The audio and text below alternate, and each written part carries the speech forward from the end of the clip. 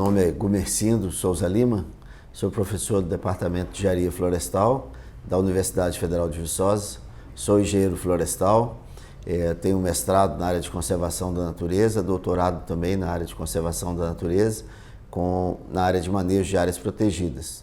Aqui na universidade eu coordeno o Laboratório de Conservação da Natureza e atuo dentro dessa área, manejo de áreas protegidas, conservação de recursos naturais, e nós temos desenvolvido várias atividades, várias pesquisas nesse momento dentro dessas áreas. As áreas protegidas no Brasil, elas têm um histórico, que do século passado, do meio do século passado, quando se criou a primeira unidade de conservação no Brasil, que foi um parque nacional. A partir daí o Brasil começou a criar parques nacionais, na década de 70 e na década de 80, o Brasil, que havia importado esse modelo de áreas protegidas dos Estados Unidos, começou a dar forma ao seu próprio modelo ou ao seu próprio sistema de áreas protegidas.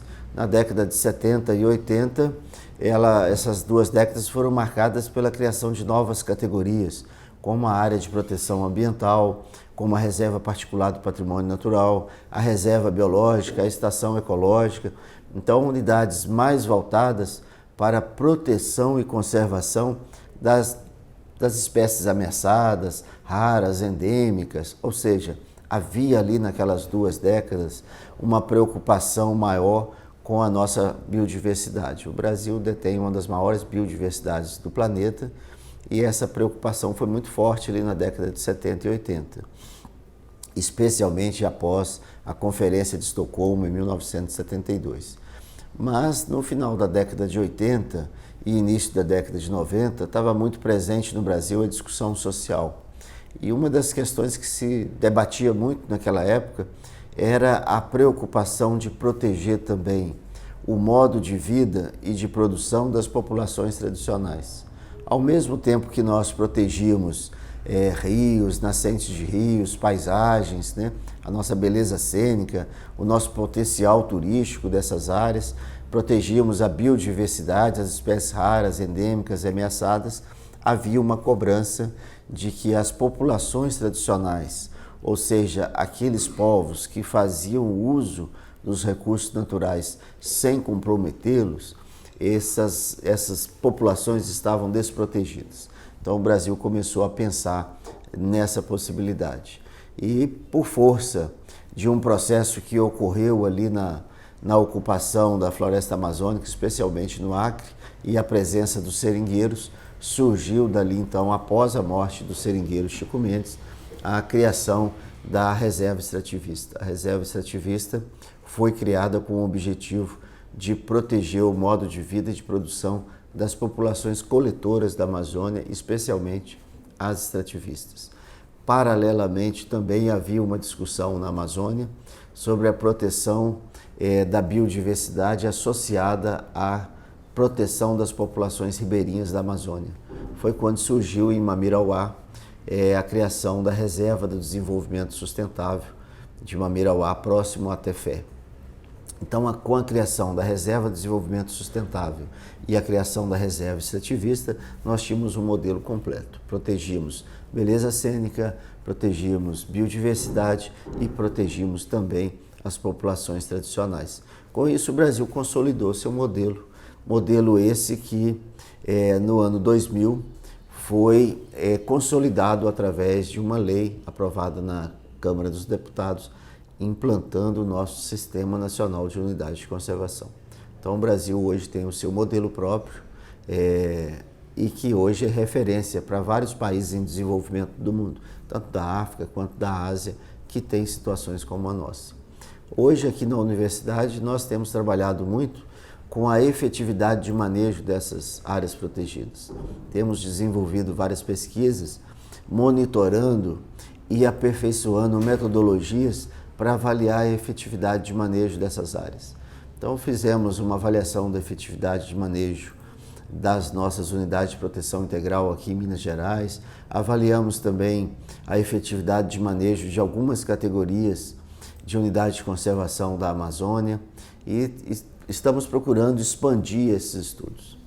Ao mesmo tempo, temos também desenvolvido trabalhos com relação ao manejo dessas unidades de conservação, no que tange a alguns problemas que elas enfrentam, que não é de ordem apenas administrativa, como, por exemplo, a presença de espécies invasoras. Estamos também trabalhando nessa linha, mapeando as unidades de conservação que têm problemas com as espécies invasoras e quais são essas espécies invasoras que têm colocado em risco a conservação ambiental nessas unidades de conservação.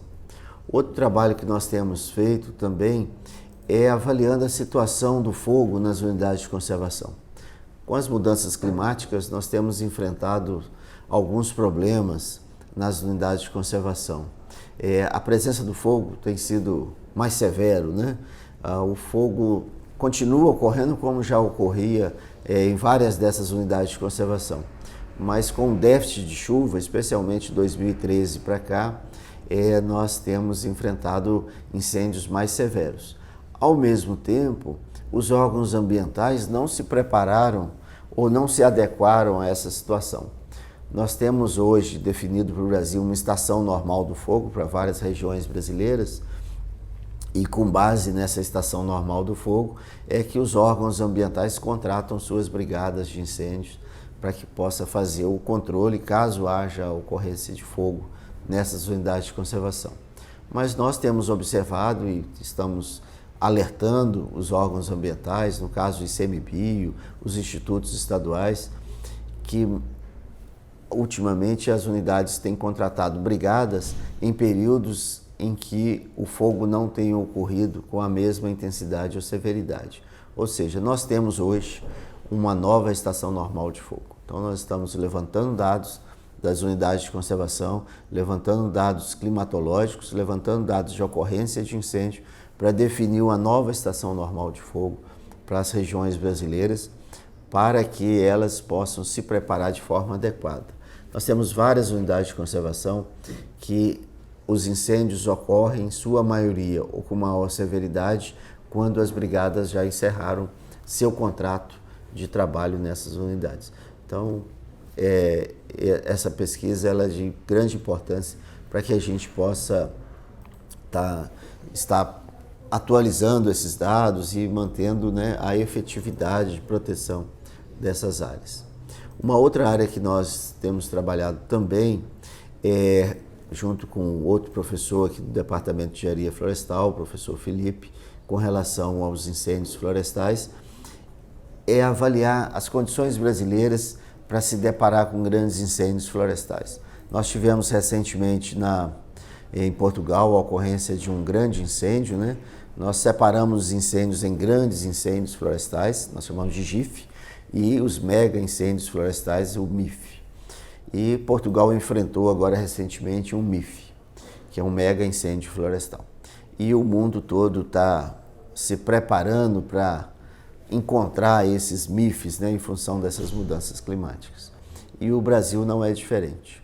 Realizamos agora recentemente um evento na Universidade Federal de Viçosa, coordenado pelo professor Felipe, pelo Laboratório de Incêndios Florestais, e a conclusão que nós chegamos é que o Brasil é um dos principais países que está prestes a encontrar um MIF, um incêndio de grande intensidade que pode abranger grandes extensões em várias regiões brasileiras. E o Brasil está completamente despreparado para enfrentar esse MIF. Então nós precisamos aperfeiçoar as nossas pesquisas, aprofundar as nossas pesquisas para que a gente possa então se colocar em condição de antecipar a ocorrência desses incêndios. Hoje o Brasil, infelizmente, não tem como enfrentar um grande incêndio ou um mega incêndio florestal.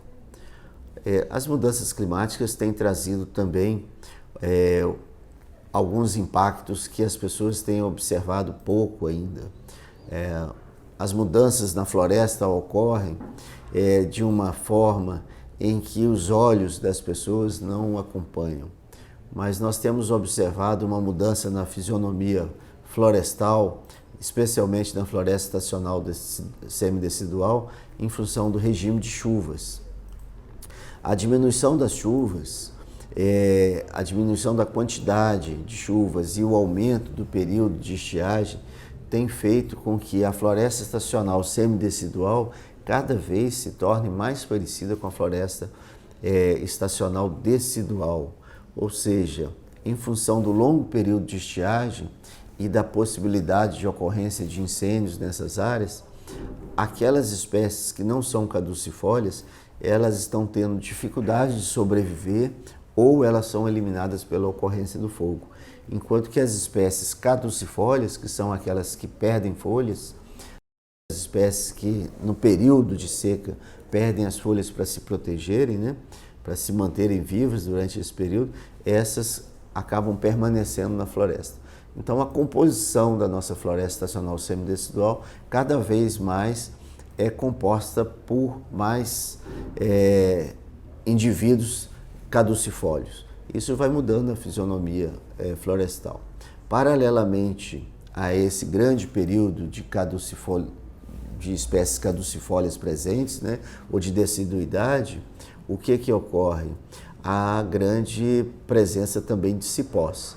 Várias espécies que têm comportamento invasor na floresta estacional semidecidual aproveitam desse momento, né, de grande entrada de luz, em função de um longo período de presença de espécies caducifólias, e nós temos observado na floresta estacional semidecidual uma grande presença de cipós, muito maior do que em anos anteriores.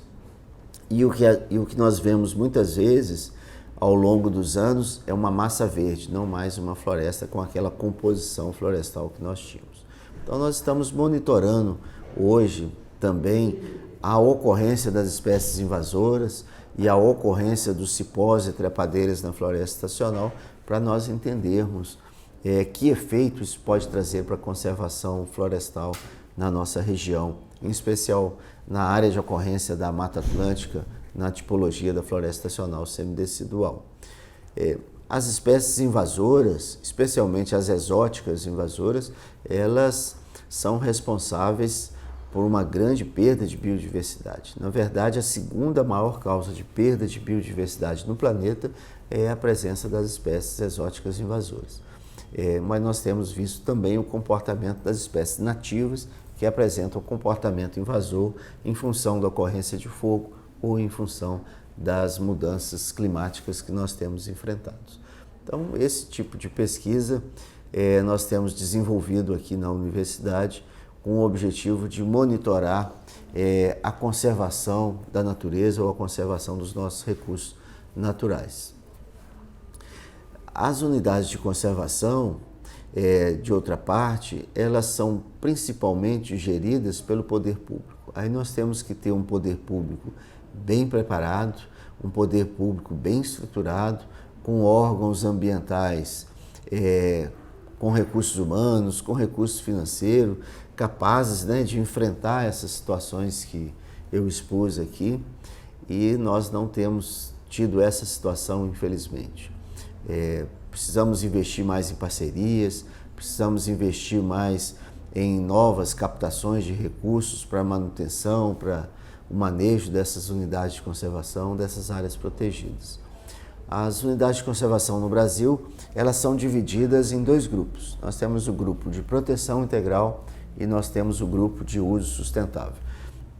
As unidades de proteção integral são aquelas que nós chamamos unidades de preservação. Elas têm o objetivo de preservar os recursos naturais. Normalmente, esse tipo de área protegida pertence ao poder público. Uma vez criado pelo poder público, essas áreas são desapropriadas e a posse passa, então, para o domínio público, não mais domínio privado. E isso traz uma dificuldade muito grande de implantação dessas unidades, que é a capacidade dos nossos governos estaduais ou federal enfrentar a questão fundiária. Nós temos poucos recursos disponíveis para solucionar a questão fundiária, então muitas vezes nós temos unidades que são criadas, mas não são devidamente implementadas. Uma dessas situações é justamente a incapacidade do poder público de fazer a desapropriação e indenização. Então, muitas unidades são criadas e os próprios moradores acabam permanecendo ali em latência, né? Esperando que eles possam um dia serem indenizados e deixar realmente a área. Em outras situações, esses moradores são retirados e há uma briga judicial muito grande até que sejam realmente concluído esse processo de desapropriação. Nesse grupo de proteção integral, nós temos principalmente os parques, que pode ser parque nacional, estadual ou parque natural municipal. Nós temos a reserva biológica, que é uma unidade de conservação de grande proteção, ou seja, ela é realmente de preservação. Normalmente se cria uma reserva biológica quando se quer proteger uma espécie rara, endêmica ou bastante ameaçada, né? Uma espécie que esteja no limiar da extinção. Então é nesses casos que se cria uma reserva biológica. A estação ecológica é outra categoria de unidade de conservação desse grupo de proteção integral, mas normalmente é uma unidade criada com objetivos de aprofundamento de pesquisa. São unidades que são criadas quando se detecta uma necessidade de proteger a biodiversidade, mas também uma necessidade de aprofundar conhecimentos. Nós temos muitas espécies, muitos ambientes ainda pouco estudados. Então, as estações ecológicas são criadas quando se tenha uma grande relevância ambiental e uma grande necessidade de desenvolver mais estudos e pesquisas sobre aquele ambiente. Enquanto que o Parque Nacional, ou estadual, ou municipal, essa categoria é criada para oferecer todos os usos que nós chamamos de usos indiretos para a proteção de uma área.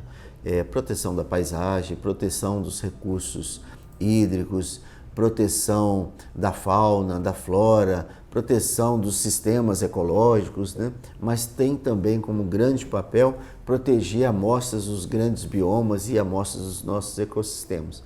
Então, normalmente, os parques são áreas extensas, enquanto que as reservas biológicas e as estações ecológicas são áreas menores, que têm um papel muito específico a partir da sua criação. Dentro desse grupo ainda de proteção integral, nós temos o Refúgio de Vida Silvestre e o Monumento Natural. São unidades de conservação que não necessariamente a posse é do poder público. Uma vez criado o Monumento Natural ou o Refúgio de Vida Silvestre, o proprietário continua sendo proprietário daquela área e ele somente será desapropriado pelo poder público se ele não conseguir manter a integridade daqueles recursos ao mesmo tempo que faz o seu processo de produção na sua propriedade. Então, se o poder público entender que o modo de vida e o modo de produção daquele proprietário põe em risco a área que foi declarada monumento natural ou a área que foi declarada um refúgio da vida silvestre, então, nesse caso, ele poderá ser desapropriado. Então, nós temos 5 tipos de unidades de conservação dentro desse grupo de proteção integral. O parque, a estação ecológica, a reserva biológica, o monumento natural e o refúgio de vida silvestre. Já no grupo de uso sustentável, nós temos 7 tipos de áreas protegidas. Uma delas é a APA, a Área de Proteção Ambiental. A área de proteção ambiental é um modelo de área protegida bastante parecida com o modelo que existe na Europa, que é o Parque Natural Português. Nós trouxemos esse modelo para o Brasil. Lá, normalmente, o Parque Natural em Portugal são áreas pequenas, enquanto que no Brasil as áreas de proteção ambiental são áreas de grandes extensões. Nesse modelo de área protegida, área de proteção ambiental, os proprietários nunca são desapropriados. Não há interesse e não se justifica, em hipótese alguma, que haja desapropriação de um proprietário que esteja dentro dessa área declarada área de proteção ambiental. O objetivo é fazer o exercício do uso sustentável dos recursos. Uma vez que haja desapropriação de alguém que não consegue se adequar, o Instituto Área de Proteção Ambiental, então, foi ao chão, não se justifica mais. Por isso, não se faz desapropriação. O que se faz é o exercício do uso sustentável dos recursos. E normalmente se cria uma área de proteção ambiental quando nós temos uma área com grande relevância ambiental, que seja uma área de interesse para o bem-estar das comunidades locais, regionais, e também quando está presente nessa área um processo de ocupação ou alguma pressão antrópica que pode pôr em risco essa proteção ambiental. Então, quando há a junção dessas duas situações, a relevância ambiental, a ocupação humana ou alguma pressão antrópica que pode pôr em risco e não há interesse em fazer desapropriação dos moradores daquela área, então a área pode ser declarada área de proteção ambiental. Na área de proteção ambiental, ela vai ser gerida por um conselho gestor paritário. Metade desse conselho é do poder público, metade desse conselho é da sociedade civil organizada, né, principalmente pelos moradores presentes ali naquela área de proteção ambiental, e é uma oportunidade para esses moradores dessas áreas em que há essa pressão antrópica pondo em risco os recursos ambientais, é uma oportunidade de empoderamento, né? Aqueles moradores, a sociedade civil ganha o poder de fazer junto com o poder público, né, a gestão desse espaço, a gestão desse território. As áreas de proteção ambiental são as unidades de conservação que mais proliferaram no Brasil, especialmente nos estados, em unidades estaduais, especialmente nos estados em que há o ICMS ecológico. O caso de Minas Gerais, por exemplo, nós temos o ICMS ecológico. Então, aqueles municípios que possuem unidade de conservação em seu território são compensadas com o recebimento desse valor, desse imposto, né, que é o ICMS, que é destinado apenas para alguns municípios que se adequam a esse programa. Por que houve essa grande proliferação? Porque no caso da área de proteção ambiental, a APA, não há necessidade de desapropriar. Então fica mais fácil para o Estado ou fica mais fácil para os municípios estabelecerem esse tipo de unidade de conservação, uma vez que eles não terão que ter essa disposição de recursos, né, para fazer a solução da questão fundiária ou desapropriação de moradores.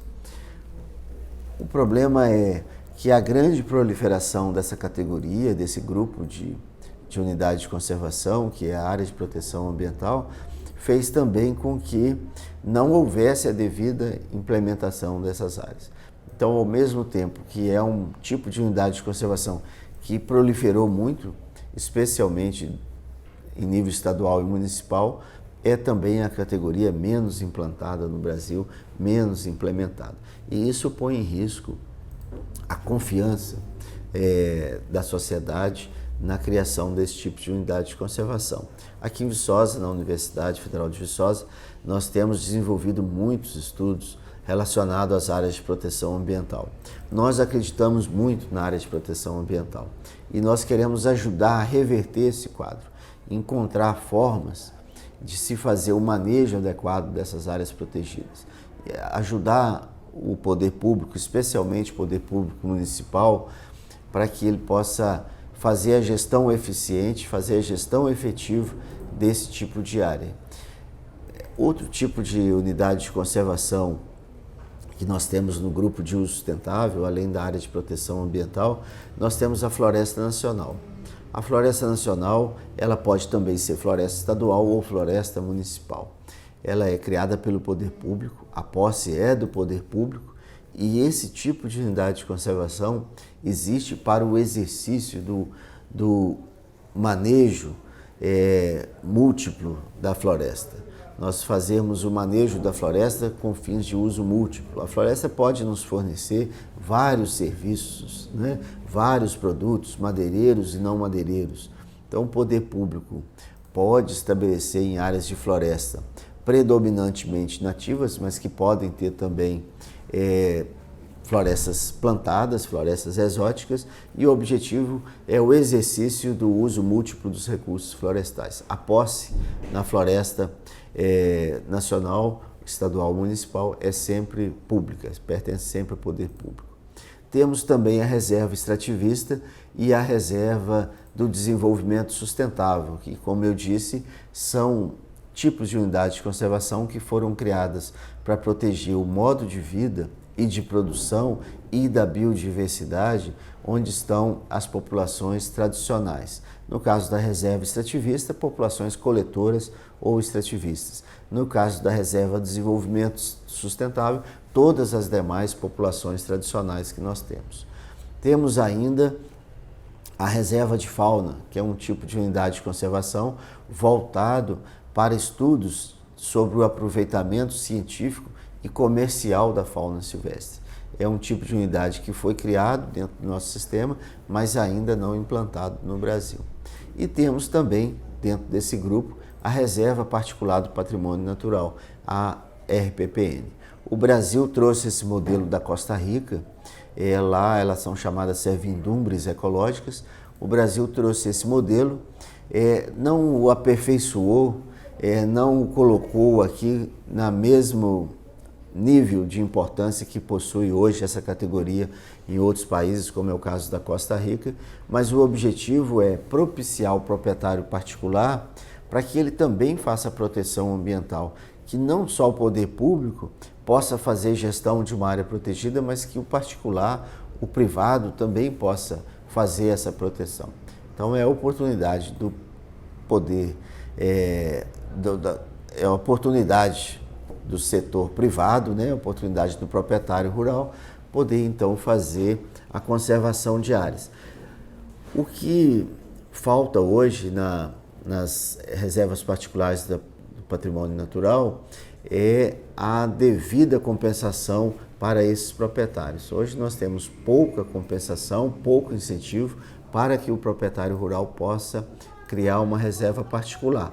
Mas mesmo assim nós temos hoje um grande número de áreas criadas, de unidades criadas nessa categoria RPPN, ou Reserva Particular do Patrimônio Natural.